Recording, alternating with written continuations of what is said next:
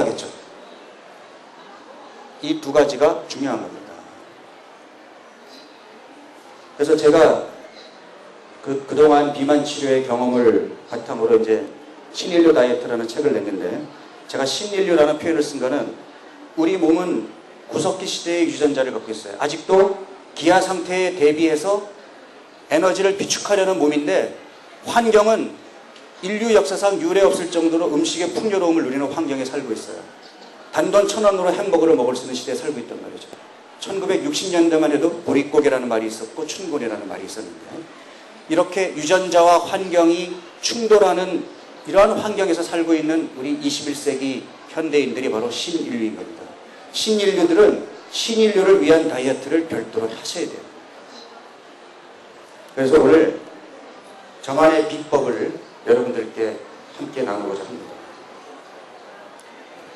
자, 우선 아까 우리 몸의 본능적인 욕구 두 가지를 해결해야 된다고 했죠. 첫 번째 뭐였죠? 식사량을 줄임과 동시에 기초대사량이 떨어지는 것을 막아야죠. 어떻게 해야 돼요? 운동을 해야 되는 겁니다. 셋포인트, 체중 조절점을 끄집어 낮추는데 이 과정에 운동이 없으면 이거는 안고 없는 찐빵이에요. 셋포인트, 체중 조절점은 절대로 떨어지지 않습니다. 저는 운동 싫어하는 사람입니다. 개인적으로. 운동에 취미가 없는데 제가 살을 빼는 3개월 동안은 매일 운동을 했어요. 셋포인트를 낮추는 기간 동안에는 무조건 운동을 해야 돼요. 물론 지금은 안 하지만 체중은 잘 유지되고 있습니다. 끼니를 거르지 않아야 돼요. 끼니를 걸을 때마다 내 몸은 앞으로 기아 상태에 빠질지도 모른다는 본능적인 위기감을 갖게 돼요. 특히 아침 식사가 중요한 거예요. 아침 식사. 여러분들 한번 생각을 해보세요. 우리 이 낮 시간 동안에는 아침 먹고 나면 4시간 후에 배고프죠. 점심 먹고 나면 오후 4시쯤 되면 출출하죠. 4시간마다 배가 고픈데 저녁을 먹고 나서는 그 다음날 아침까지 아무것도 안 먹어도 배가 안 고파요. 신기하지 않아요? 만약에 저녁 시간에도 나처럼 4시간마다 배가 고프다고 가정해보세요. 자다가 중간에 일어나야 돼요. 일어나서 밤참 먹고 또 자야 돼요. 그죠? 근데 우리 몸은 낮에는 4시간마다 배고픈데 밤에는 잠을 푹 자라고 배고픈 신호가 안 나와요. 신기하지 않아요? 이러한 정상적인 조절 기능을 내 몸이 가지고 있어야 그게 건강한 거예요. 그러면 아침에 식사를 해줘서, 자, 아침 식사가 들어와줘야 내 몸이 비로소 하루의 시작을 알리게 돼요.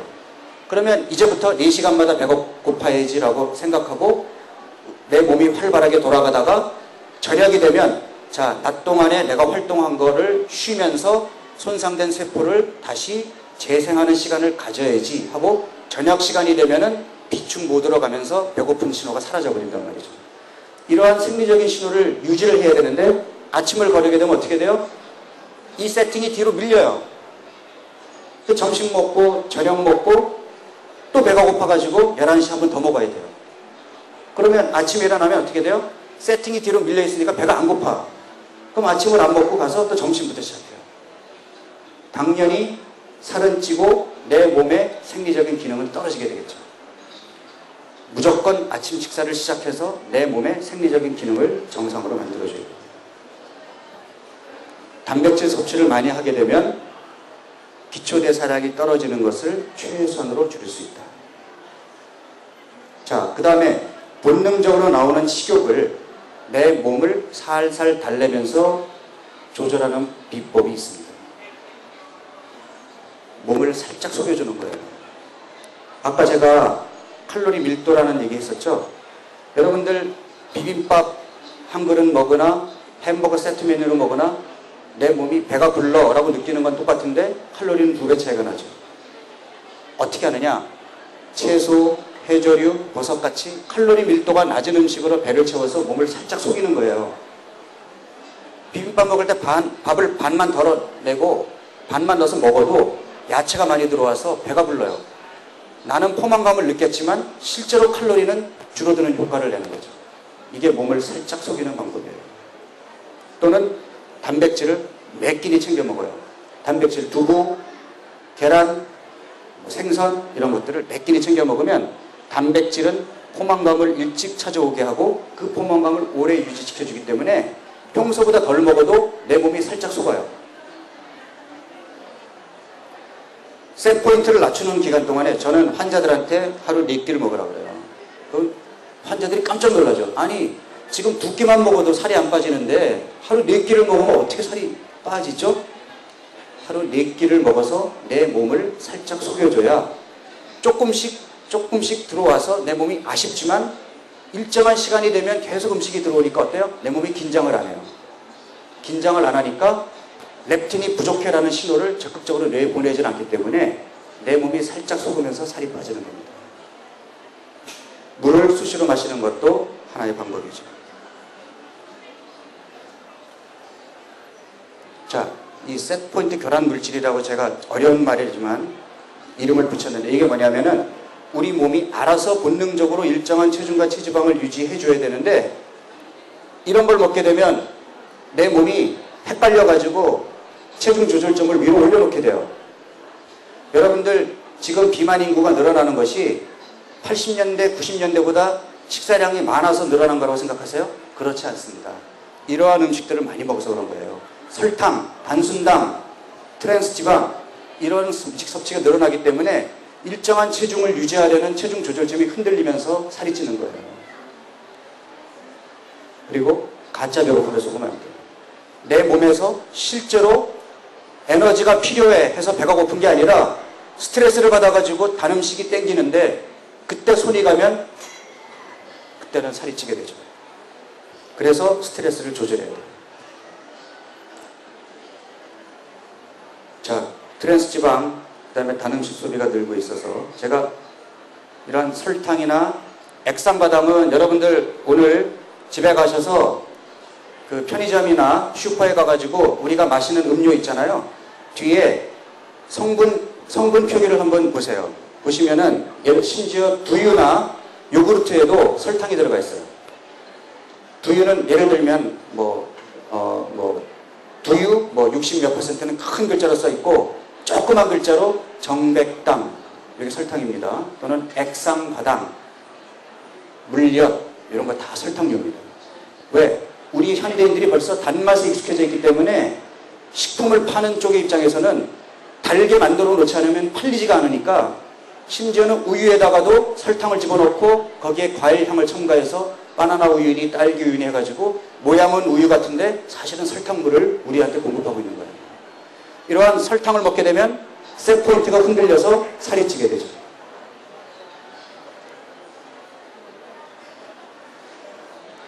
두 번째는 포화지방과 트랜스지방. 역시 셋포인트를 흔들어서 체중을 올려요. 마지막으로 술도 셋포인트를 움직여서 체중을 올려요. 그래서 내가 이제부터 살을 빼야지, 뱃살을 빼야지라고 생각하고 올라가 있는 셋포인트를 끄집어 내리려고 결심한 사람들은 그 기간 동안에는 술 드시면 안 돼요. 셋포인트를 낮춰놓고 그 다음부터 술을 드셔야 돼요. 그 다음에 정제 탄수화물, 흰 밀가루로 만든 빵이나 면 이런 것들도 급격하게 인슐린 분비를 유발하기 때문에 살이 찌게 만듭니다. 자, 우리 신인류의 특징은 뭐죠? 농사 짓던 우리 어른들에 비해서 신체 활동량이 크게 줄었고 이러한 설탕이나 트랜스지방 같은 가공식품 섭취량이 늘었습니다. 그러다 보니까 만성질환이 늘었어요. 우리 몸은 지금 갈등하고 있어요. 가공식품은 맛있고 값싸고 먹기 편하니까 섭취가 증가하게 되고 우리는 이미 단맛, 기름진 맛에 익숙해져 있는데 이런 음식은 살찌게 만들고 성인병을 가져온단 말이죠. 여기서 우리는 어느 쪽에 손을 들어줄 것인가 이제 결심을 하셔야 됩니다. 단 음식 쪽이냐 건강이냐. 자, 그 다음에 우리 한국인들이 30년 동안 체형이 이렇게 달라졌어요. 엄마 아빠 세대에 비해서 지금 아들 딸 세대가 키가 8cm나 커졌어요.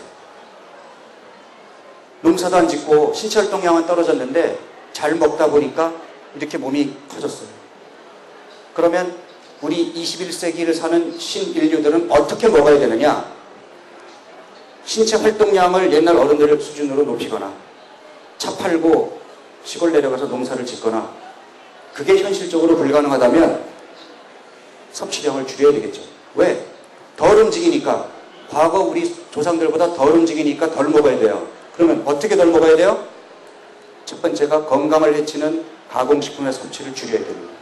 두 번째는 신체 활동량은 떨어졌는데 몸은 커졌어요. 그럼 어떻게 해요? 신체 활동량이 떨어졌기 때문에 에너지원으로 이용되는 영양소 섭취는 줄이고 몸을 구성하는 성분을 늘려야 돼요. 뭐예요? 에너지원으로 이용되는 게 탄수화물이랑 지방인데 지방 섭취는 아직도 우리나라 사람들은 크게 부족하지 않아요. 더 먹어도 돼요. 탄수화물 섭취를 줄여야 됩니다. 대신에 우리 몸을 구성하는 단백질은 지금보다 더 먹어줘야 돼요. 그래서 제가 주장하는 신인류 다이어트는 이러한 가공식품을 피하고 내가 신체 활동하는 양만큼 먹고 저포화 지방, 고단백 섭취를 하고 탄수화물은 지금보다 줄이되 진짜 탄수화물을 먹어라. 정제한 거 말고. 정제 탄수화물, 흰 밀가루로 만든 빵이나 면 말고 감자, 고구마, 옥수수 같은 진짜 탄수화물을 먹어라. 지방은 좋은 지방으로 먹어라. 자, 그럼 실제로 어떻게 하면 되느냐? 저는 환자들한테 몇 칼로리로 드세요라고 양을 얘기하지 않습니다. 음식의 양이 아니라 질입니다. 달고 기름진 맛에서 이제 입맛을 바꾸자는 거죠. 내가 이제는 건강을 챙기기 위해서 이 환경 쪽으로 손을 들어주는 것이 아니고 내 건강에 손을 들어주자는 겁니다. 그러면 어떻게 해요? 설탕, 트랜스지방, 정제탄수화물, 포화지방, 짠 음식 이런 것들을 줄여야죠. 두 번째는 단백질을 늘려야죠. 근육을 유지하고 포만감을 일찍 가져오게 하는 단백질을 많이 먹어야 되는데 저는 살을 빼려는 사람은 남자는 75g 이상, 여자는 60g 이상 먹어야 된다고 얘기합니다. 그러면 머리에 잘 안 들어오죠. 어떻게 먹으면 되냐면은 자, 밥 한 공기에 단백질이 한 6g 정도 들어있어요. 그러면 저는 탄수화물을 줄이라고 그랬으니까 밥을 반 공기 내지 3분의 2공기만 먹는 거예요. 그러면 한 끼에 한 3g 정도의 단백질이 들어오죠. 그 다음에 채소, 과일, 채소, 해조류, 버섯 종류는 마음껏 먹으라고 그랬죠. 마음껏 먹으면 그 안에도 단백질이 있기 때문에 한 10에서 15g 정도가 들어와요. 그 다음에 하루에 4끼를 먹으라고 그랬죠. 점심, 저녁 사이가 기니까 오후 3, 4시쯤에 한 끼를 더 먹는데 그때 저지방 우유나 삶은 계란 같은 걸 드시면 역시 단백질을 한 10g 내지 15g 정도를 더 먹을 수 있어요. 그러면 매 끼니 단백질을 10g 정도만 드시면 되는데 10g 정도면은 생선 한 토막, 두부 4분의 1모, 고기 한 4점, 5점 정도면 충분해요. 내가 의식적으로 챙겨 먹느냐 그렇지 않느냐에 따라서 달라지는 겁니다. 실제로 제가 단백질을 강조하는 신인류 다이어트 책을 냈더니 KBS 생로병사의 비밀 제작팀에서 교수님이 주장하는 다이어트를 한번 실험을 해보고 싶습니다. 그래서 우리가 어떻게 했냐면 허리둘레 38인치 이상 남성 20명을 모집해갖고 두 그룹으로 나눠서 한쪽은 지금 우리나라 사람들이 현재 식사 탄수화물, 단백질, 지방이 65대 15대 21 식사, 또 한쪽은 단백질을 강조하고 탄수화물을 줄이는 제가 주장하는 식사를 했어요. 두 그룹 모두 칼로리는 1400칼로리로 동일하게 해가지고 분석을 해봤더니 식후의 포만감 정도가 칼로리를 똑같이 먹였는데 단백질을 강화시킨 그룹이 훨씬 포만감이 높았고 식전의 배고픔도 훨씬 덜 느꼈고 혈중의 인슐린 농도도 일반적으로 저혈량식을 한 그룹은 일주일을 시행했지만 차이가 없었던 반면에 단백질을 강화시키니까 공복 인슐린이나 식후 혈당 인슐린이 다 떨어졌어요. 일주일만 이렇게 하라고 했는데도 차이가 나요. 자, 그래서 제가 아까 단백질 섭취를 어떻게 늘리느냐 지금 말씀드렸죠. 이렇게 먹으면은 단백질을 한 끼에 10에서 15g은 먹으면 되는데 생선 한 토막이 한 10에서 15g, 생선의 5점 정도가 한 10g, 닭가슴살 탁구공 정도의 크기가 10g, 그 다음에 뭐 스테이크 로스구이 한 4점 정도가 10g, 새우 한 3마리 정도 10g, 그 다음에 두부 5분의 1모 정도가 8g, 저지방 우유 6g, 계란 흰자 6g. 어렵지 않아요. 매 끼니 내가 두부든 생선이든 계란이든 챙겨 먹어야지라고 생각만 하는 것으로도 건강 체중을 유지할 수가 있어요. 자, 당질 섭취는 지금보다 줄이자. 그래서 저는 탄수화물도 나쁜 탄수화물이 있고 좋은 탄수화물이 있는데 똑같은 밀가루도 통밀이냐 정제 가공한 밀이냐에 따라서 먹었을 때 혈당을 높이는 정도가 통밀은 혈당을 별로 안 높이는데 정제 가공한 밀은 이렇게 혈당을 높여요. 혈당을 높이면 인슐린 분비를 유발하기 때문에 비만해집니다. 똑같은 밀인데 통밀로 만든 빵을 먹는 거하고 흰 정제 가공한 밀가루 빵하고 이렇게 차이가 나는 거예요. 그러니까 칼로리보다 더 중요한 개념은 진짜 탄수화물을 먹는 겁니다. 자, 우리 자동차는 기름 먹어야 가잖아요. 우리 몸을 자동차가 움직이듯이 자동차의 기름 역할을 하는 게 뭐냐면 포도당과 지방산이에요. 피 속에, 혈액 속에 포도당과 지방산이 다니면서 필요할 때 에너지원으로 이용이 돼요. 그러면 지방산은 어디서 와요? 우리 몸에 비축해 있는 지방세포에서 끄집어나요. 포도당은 어디서 와요? 내가 먹은 음식, 탄수화물에서 포도당이 와요. 포도당은 급성 에너지원, 들어오면 들어오는 대로 바로바로 써야 되는 에너지원. 지방산은 조금 필요할 때 비축해뒀다가 필요할 때 쓰는 에너지원. 여러분들 이틀간 단식해도 죽지 않고 사는 이유는 비축해 있던 지방세포에서 지방산을 끄집어내서 에너지로 쓰기 때문에 살 수 있는 겁니다. 그러면 포도당은 어떠냐? 여러분들 아침에 아침밥 먹고 나오면 어떻게 돼요? 혈당이 바로 올라가죠. 혈당이 한없이 올라가면 혈관이 망가지기 때문에 어떻게 해요? 우리 몸에서는 인슐린이라는 호르몬이 분비돼가지고 혈당을 잡아줘요. 인슐린이라는 호르몬이 분비되면 어떻게 하느냐? 제일 먼저 하는 역할이 지방세포에서 지방산이 나오는 이 과정을 차단해버려요. 왜? 포도당을 먼저 써야 되니까. 그래서 포도당이 한없이 올라가지 않고 어느 정도 안정적으로 유지되다가 떨어지면 인슐린 분비량이 떨어지게 되고 인슐린 분비량이 떨어지면 그제서야 다시 지방세포에서 지방산이 나와요. 자, 그러면 우리 하루 생활을 한번 생각해보죠. 옛날 어른들은 밥 한 공기 이렇게 수북히 먹고 나와서 농사를 지었어요. 그러니까 포도당을 먹어서 바로바로 썼어요. 우리는 어떻죠? 밥 한 공기 먹어서 혈당을 쫙 올려놨어요. 인슐린이 분비돼가지고 이거는 차단시키고 얘를 빨리 써야 되는데 회사 나가가지고 하루 종일 앉아있다가 10시쯤 돼서 출출하니까 오렌지 주스 하나 먹었어요. 떨어질 때쯤 됐는데 주스 하나 먹어서 또 올려놨어요. 떨어지기도 전에 점심시간이 돼가지고 점심 먹으면서 혈당을 또 올렸어요. 떨어질 때쯤 돼가지고 졸리다고 설탕이 들어가 있는 인스턴트 커피를 먹어서 또 올려놨어요. 떨어질 때쯤 됐는데 뭐 우리 직원이 무슨 생일이라고 케이크를 갖고 와서 또 먹었어요. 그러다 보니까 저녁 시간이야. 저녁에 또 밥을 먹었어요. 얘는 언제 써요? 어떻게 되느냐? 탄수화물 위주의 식사를 하게 되면 밥하고 같이 먹은 지방은 얘를 먼저 이용해야 되기 때문에 고스란히 일로 가버려요. 아직도 많은 사람들이 살을 빼려면 고기를 안 먹어야 살이 빠진다고 생각해요. 왜? 기름 끼는 음식은 칼로리가 높으니까. 그래서 저한테 오시는 분들 중에 아직도 저 살 빼려고 고기를 일치 안 먹는다. 왜 살이 안 빠지죠? 그러면 어떻게 식사를 하세요? 그냥 밥만 먹죠. 밥하고 김치 먹고 낮에는 뭐 고구마 2개로 때우고. 여러분들 어떻습니까? 그렇게 먹으니까 살이 안 빠지겠죠. 이것만 쓰고 있는데 언제 얘를 쓰냐는 거죠. 그래서 당진 섭취는 지금보다 줄여야 되는 겁니다.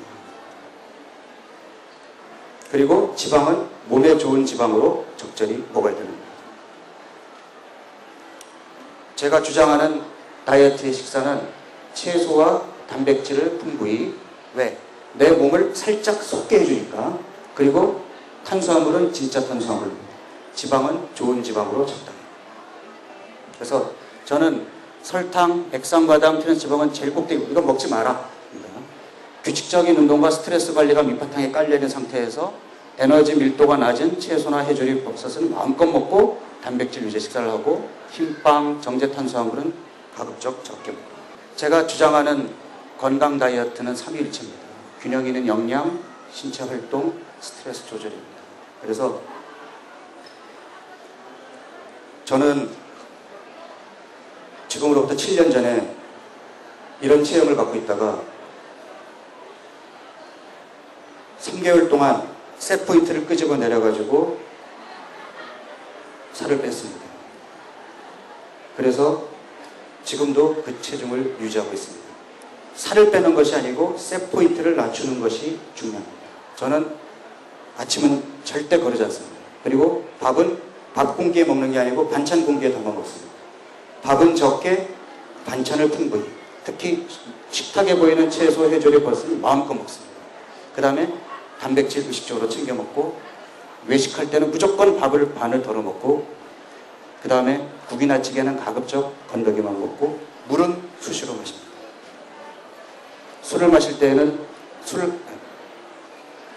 술 한 모금에 물 한 잔을 마십니다. 저는 운동을 싫어하기 때문에 헬스클럽에 가진 않지만 가만히 앉아있기보다는 서 있고 가만히 서 있기보다는 움직입니다. 의식적으로 몸을 많이 움직이려고 했습니다. 여러분들 오늘 뭐 짧은 시간이었지만 제 강의를 듣고 야, 나도 오늘부터 그러면 저 박용우 교수의 다이어트를 한번 실천을 해봐야지 라고 생각하고 저녁 식사부터 밤량을 줄이고 단백질 섭취를 늘리기 시작하면 당장에는 눈에 보이는 변화가 나타날지 않을지 모릅니다. 하지만 1개월, 2개월 후에는 어느 순간 헐렁해진 바지를 발견할 수 있고 더 건강해진 자기 자신을 발견하게 됩니다. 이 슬라이드는요, 제가 외국 학회에서 외국 교수가 보여준 슬라이드를 찍어온 건데 똑같은 사람이고 이분은 1993년도에 찍은 사진, 95년도에 찍은 사진입니다. 자, 2년 후인데 어느 쪽이 더 젊어 보여요? 젊음은요, 여러분들이 만들어가는 겁니다. 나이살, 내가 나이 먹었으니까 어쩔 수 없이 몸은 노화가 진행돼 여기에 넘어가지 마십시오. 여러분들이 오늘부터라도 생활 습관을 바꾸고 식습관을 바꾸게 되면 이런 상태가 이런 상태로 바뀝니다. 지금이 바로 내가 이쪽으로 그냥 살 건가 이렇게 살아갈 건가를 선택해야 될 때입니다. 감사합니다.